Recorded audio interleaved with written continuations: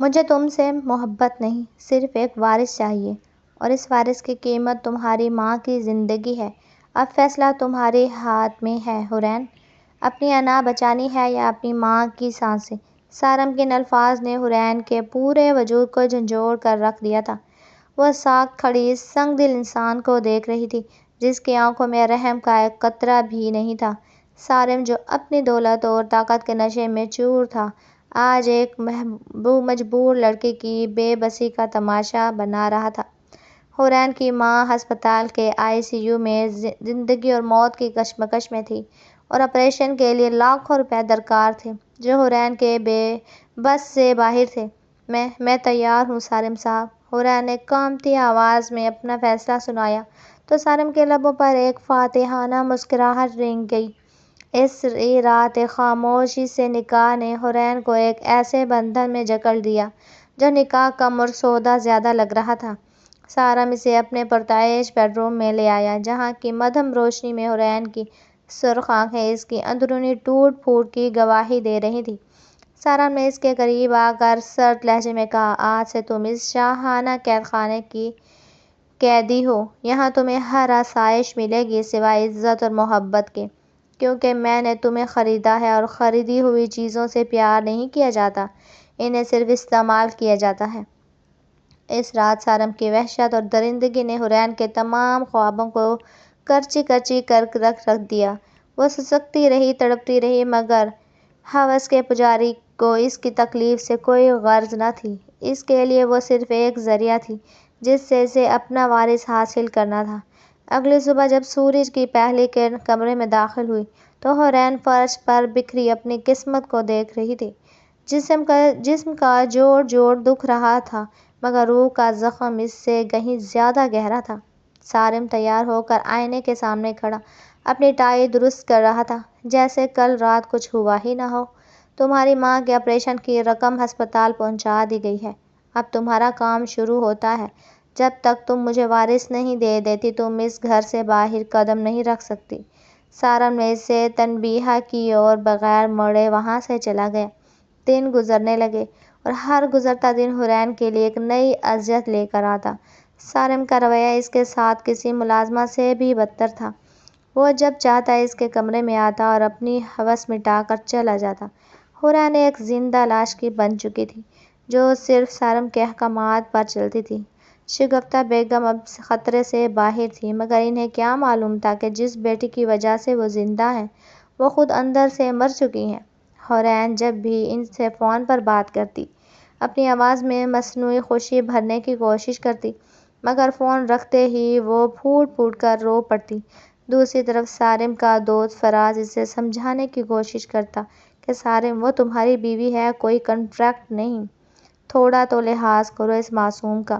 مگر سارم زور سے ہنس کر کہتا، عورتیں صرف دو طرح کی ہوتی ہیں، ایک وہ جو دل بہلاتی ہیں اور دوسری وہ جو نسل بڑھاتی ہیں۔ حورین دوسری قسم میں آتی ہے۔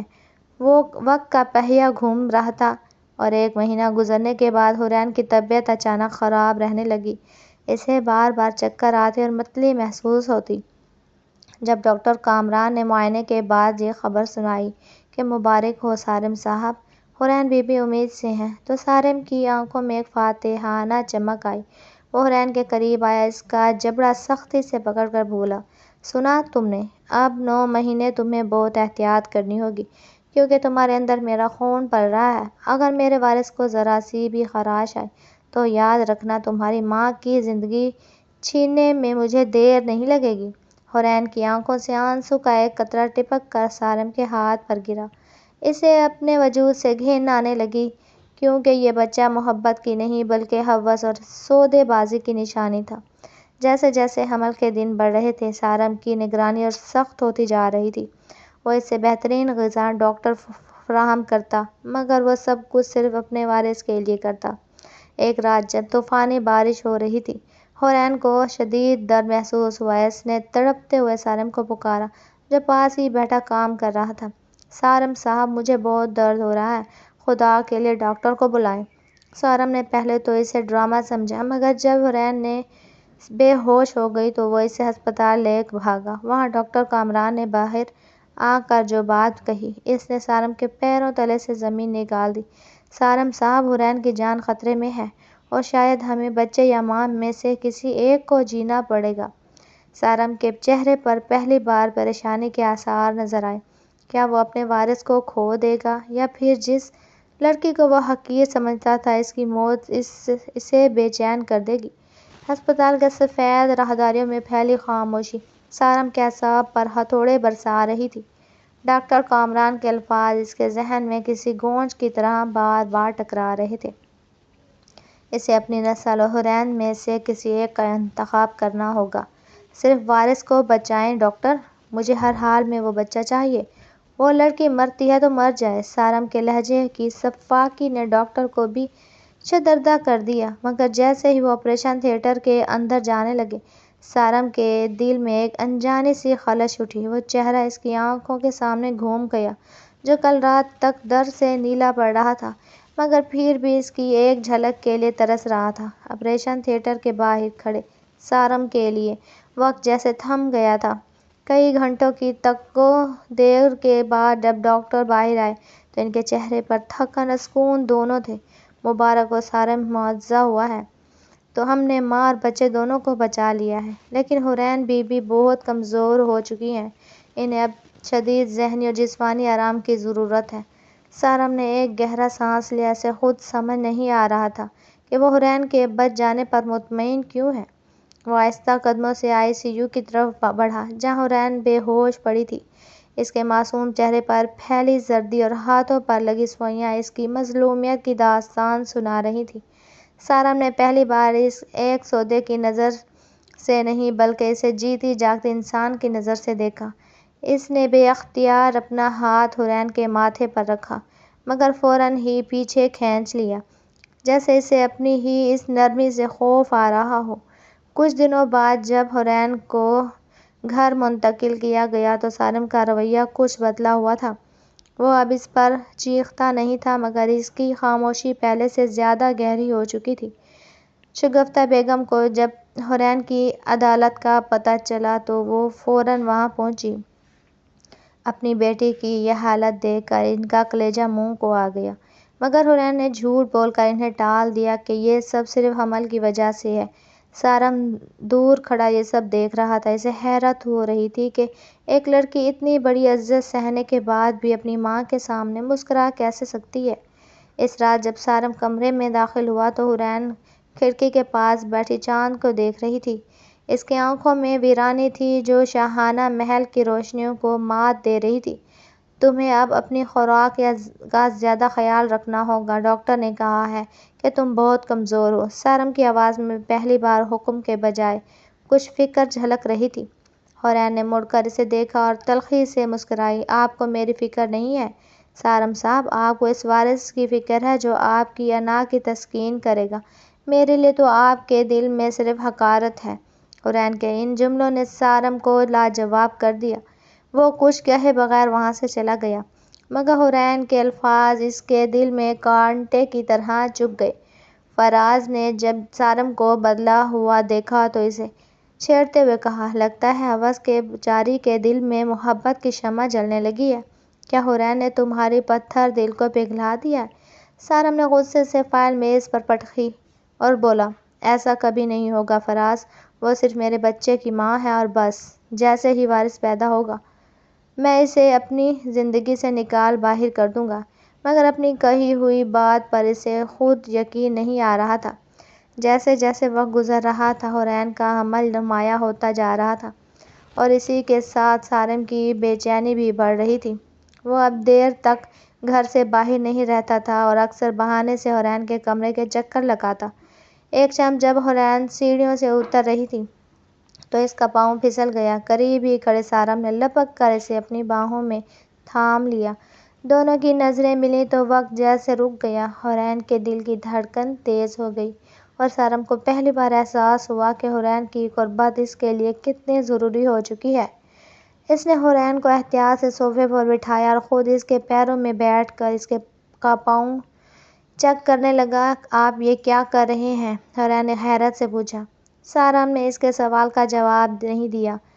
مگر اس کی آنکھوں میں ایک ایسی تپش تھی جو حورین کو پگھلا رہی تھی۔ کیا یہ محبت تھی یا ہوس ایک نئے روپ؟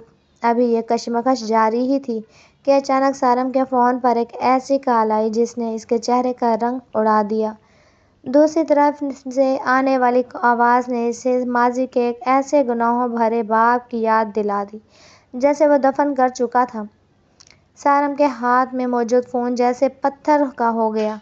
فون کی دوسری جانب سے آنے والی آواز اس کی سابقہ منگیتر زنیرہ کی تھی جسے اس نے برسوں پہلے اپنی انا اور غرور کی خاطر ٹھکرا دیا تھا۔ زنیرہ کا اچانک واپس آنا اور یہ دھمکی دینا کہ وہ سارم کے تمام کاروباری راز فاش کر دے گی، سارم کے لیے کسی بڑے طوفان کا پیش خیمہ تھا۔ وہ غصے سے تلملاتا ہوا کمرے سے باہر نکل گیا۔ پیچھے بیٹھی حورین اس کے بدلے ہوئے تیور دیکھ کر سہم سی گئی۔ اسے لگا تھا کہ شاید سارم کے دل کی برف پگھل رہی ہے، مگر اس فون کال نے ایک بار پھر سارم کو اسی پرانے سنگ دل انسان میں بدل دیا تھا۔ اگلے دن سارم گھر نہیں آیا۔ وہ دن رات زنیرہ کے پیدا کردہ مسائل کو حل کرنے میں مصروف تھا، اور جب واپس آیا تو اس کے اندر کی وحشت دوبارہ جاگ چکی تھی۔ اس نے حورین کو دیکھتے ہی تلخی سے کہا، تمہارے اس معصوم چہرے نے مجھے کمزور کر دیا تھا، مگر اب میں کسی جذبے کو اپنی راہ میں نہیں آنے دوں گا۔ یاد رکھنا تم یہاں صرف ایک معاہدے کے تحت ہو۔ حورین کی آنکھیں چھلک پڑیں۔ اسے سمجھ نہیں آ رہا تھا کہ جس شخص نے چند دن پہلے اسے اپنی باہوں میں تھاما تھا وہ اتنا اچانک زہریلا کیسے ہو سکتا ہے۔ حمل کے 5ویں مہینے میں حورین کی جسمانی حالت مزید بگڑنے لگی۔ اسے شدید تنہائی کا احساس ہونے لگا۔ سارم اب اسے دیکھنا بھی گوارا نہیں کرتا تھا کیونکہ زنیرہ کی واپسی نے اس کے اندر کے پرانے زخموں کو مزید کر دیا تھا۔ ایک شام زنیرہ اچانک سارم کے گھر پہنچ گئی۔ اسے وہاں دیکھ کر سارم کے غصے کی انتہا نہ رہی، مگر زنیرہ کے پاس کچھ ایسے ثبوت تھے جو سارم کو جیل کی سلاخوں کے پیچھے پہنچا سکتے تھے۔ کون ہے یہ لڑکی سارم؟ یہ تمہارے گھر میں کیا کر رہی ہے؟ زنیرہ نے سیڑھیوں سے اترتی حورین کی طرف اشارہ کرتے ہوئے حقارت سے پوچھا۔ سارم نے حورین کو ایک نظر دیکھا اور پھر زنیرہ سے مخاطب ہو کر جملہ کہا جس نے حورین کی روح تک کو زخمی کر دیا، یہ صرف ایک سرونٹ ہے جسے میں نے ایک خاص مقصد کے لیے رکھا ہے۔ اس کی حیثیت اس گھر میں ایک مشین سے زیادہ نہیں ہے۔ حورین وہیں سیڑھیوں پر جم کر رہ گئی۔ اس کے پیٹ میں پلتا بچہ جیسے تڑپ اٹھا۔ اسے اپنی زندگی ایک تماشا لگنے لگی۔ زنیرہ کے جانے کے بعد حورین ہمت جمع کر کے سارم کے سامنے آئی اور بھاری آواز میں پوچھا، کیا میں واقعی صرف ایک مشین ہوں؟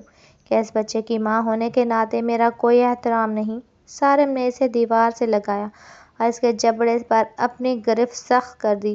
تم نے سنا نہیں میں نے کیا کہا؟ تم ایک سودا ہو اور سودے کی کوئی عزت نہیں ہوتی۔ اپنی حد میں رہو حورین، ورنہ میں تمہاری ماں کو ہسپتال سے واپس سڑک پر پھینکنے میں 1 منٹ نہیں لگاؤں گا۔ حورین کی سسکیاں ضبط کے بندھن توڑ گئیں۔ اسے پہلی بار احساس ہوا کہ ہوس کے پجاری کبھی محبت کے قابل نہیں ہوتے۔ رات کے پچھلے پہر جب سارا گھر سو رہا تھا، حورین کو اچانک پیٹ میں شدید مروڑ محسوس ہوئی۔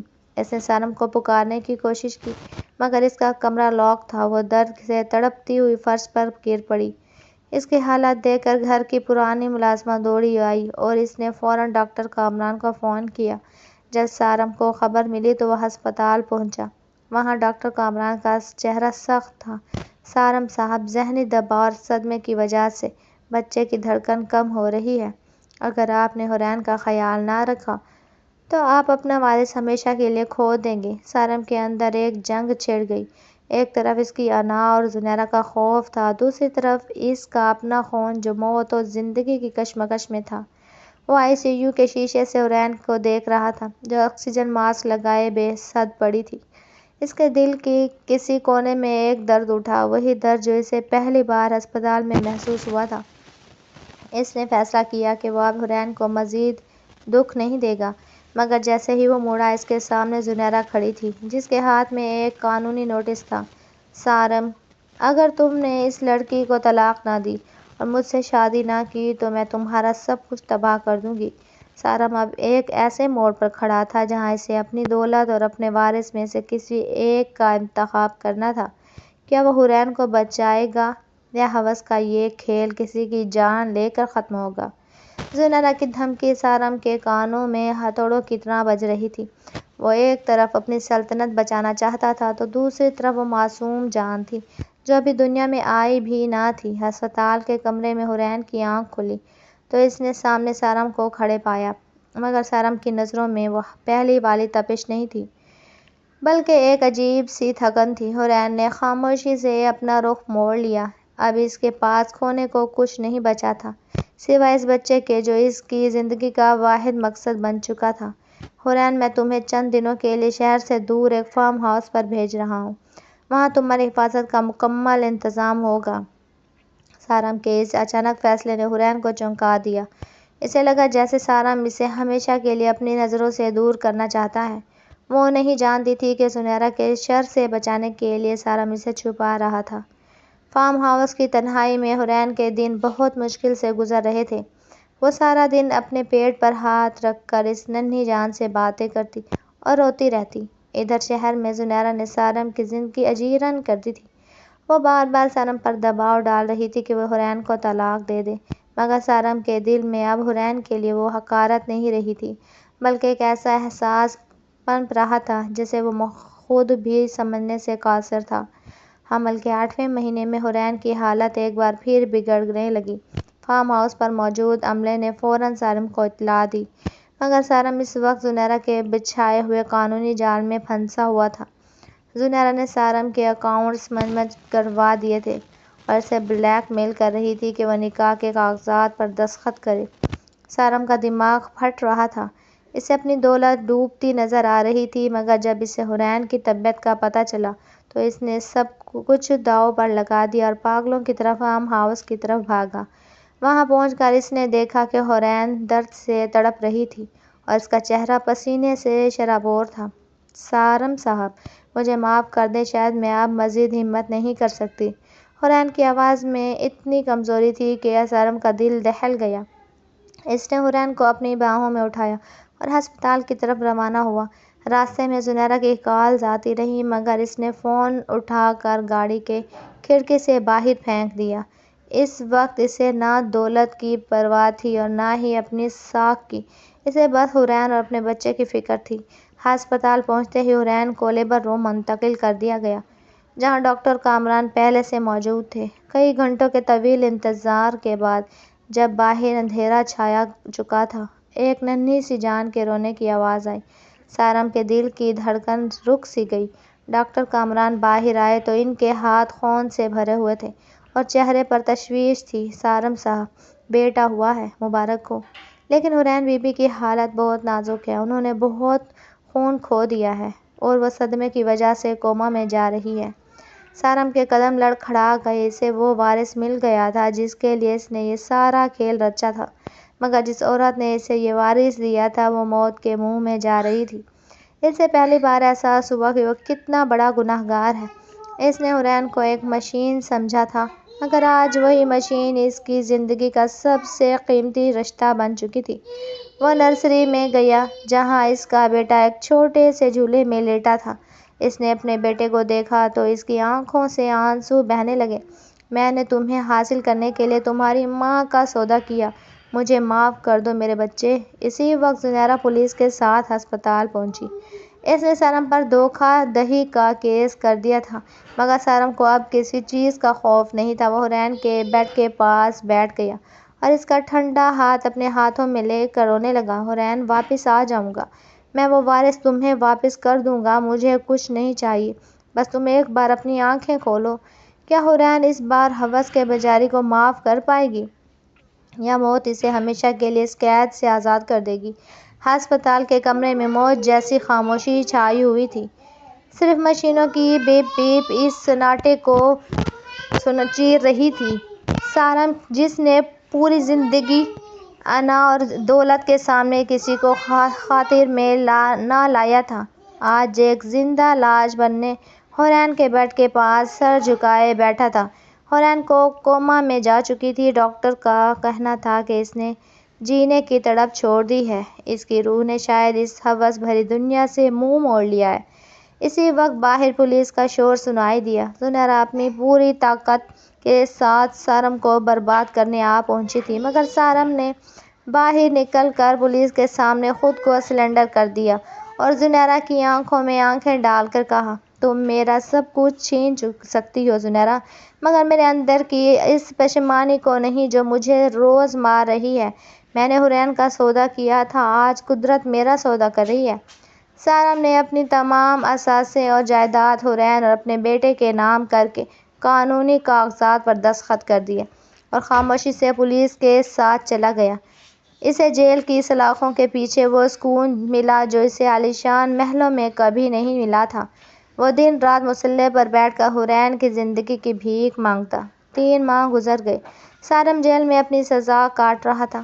ایک دن فراز اس سے ملنے آیا۔ اس کی گود میں ایک چھوٹا سا بچہ تھا جس کی آنکھیں بالکل سارم جیسی تھیں۔ حورین کو ہوش آ گیا، سارم، وہ اب خطرے سے باہر ہے، مگر وہ یہاں سے دور اپنی ماں کے پاس چلی گئی ہے، وہ تمہیں دیکھنا بھی نہیں چاہتی۔ فراز کی بات سن کر سارم کو آنکھوں سے خوشی کے آنسو چھلک پڑے۔ اس نے اپنے بیٹے کو پہلی بار سینے سے لگایا اور اس کے ماتھے کو چوما۔ اسے پتہ تھا کہ حورین کا زخم اتنا گہرا ہے کہ وہ اسے کبھی معاف نہیں کرے گی، مگر اسے خوشی تھی کہ وہ زندہ ہے۔ وقت گزرتا گیا۔ 2 سال بعد جب سارم اپنی سزا مکمل کر کے جیل سے باہر آیا تو وہ پہلے والا ہوس کا پجاری نہیں تھا۔ اس کا کھٹور پن اور غرور خاک میں مل چکا تھا۔ وہ سیدھا اس چھوٹے سے گاؤں پہنچا جہاں حورین اپنی ماں اور بیٹے کے ساتھ ایک سادہ سی زندگی گزار رہی تھی۔ حورین اسے اپنے دروازے پر دیکھ کر ٹھٹک گئی۔ اس کی آنکھوں میں اب وہ خوف نہیں تھا، بلکہ ایک ایسی مضبوطی تھی جو ٹھوکریں کھانے کے بعد آتی تھی۔ میں یہاں اپنے حقوق مانگنے نہیں آیا حورین، میں صرف معافی کا طلبگار ہوں۔ سارم نے زمین پر بیٹھ کر حورین کے پاؤں چھو لیے۔ حورین کی آنکھیں بھر آئیں۔ اس نے کبھی سوچا بھی نہیں تھا کہ اتنا مغرور انسان کبھی کسی کے سامنے جھک سکتا ہے۔ حورین نے اسے اٹھایا اور ٹھنڈے لہجے میں کہا، سارم صاحب، معافی اللہ دیتا ہے، میں نے تو بس آپ کو اپنے ماضی کا ایک سیاہ باب سمجھ کر بھلا دیا ہے۔ سارم نے اسے بتایا کہ اس نے اپنی تمام جائیداد یتیم بچوں اور بے سہارا عورتوں کے نام کر دی ہے اور اب وہ ایک عام انسان کی طرح محنت کر کے ان کا خیال رکھنا چاہتا ہے۔ حورین نے اس کے چہرے پر وہ سختی ندامت دیکھی جو برسوں سے گناہوں کو دھو رہی تھی۔ اس دن پہلی بار سارم نے اپنے بیٹے کو اپنے پیروں پر چلتے دیکھا۔ اس نے بچے کو گود میں اٹھایا تو اسے محسوس ہوا کہ وارث کی اصل قیمت بلکہ دولت نہیں بلکہ وہ محبت ہے جو ایک باپ اور ماں کے درمیان ہوتی ہے۔ حورین نے اسے فوراً گلے نہیں لگایا مگر اس نے اسے اپنے گھر میں رہنے کی اجازت دی۔ رفتہ رفتہ سارم کی سچی توبہ اور اس کی بے لوث محبت نے حورین کے دل کی جمی برف پگھلانا شروع کر دی۔ وہ ہوس کا پجاری اب محبت کا قیدی بن چکا تھا۔ ایک شام جب وہ دونوں اپنے بیٹے کو کھیلتے ہوئے دیکھ رہے تھے، سارم نے حورین کا ہاتھ تھام کر کہا، اگر میں اس دن تمہاری ماں کا سودا نہ کرتا تو شاید میں کبھی انسان نہ بن پاتا، مجھے معاف کر دو حورین۔ حورین نے اس کے ہاتھ پر اپنا ہاتھ رکھا اور پہلی بار مسکرا کر کہا، گناہوں کا راستہ اندھیرا ہوتا ہے سارم، مگر توبہ کا راستہ ہمیشہ روشنی کی طرف لے جاتا ہے۔ ہم ایک نئی زندگی شروع کریں گے جہاں صرف محبت ہوگی، ہوس نہیں۔ اور یوں دولت اور ہوس کی یہ آگ محبت کی ٹھنڈک میں بدل گئی۔ زنیرہ کی چالیں ناکام ہوئیں اور ہوس کے پجاری نے اپنا سب کچھ کھو کر اپنی روح، اپنی سچی محبت کو پا لیا۔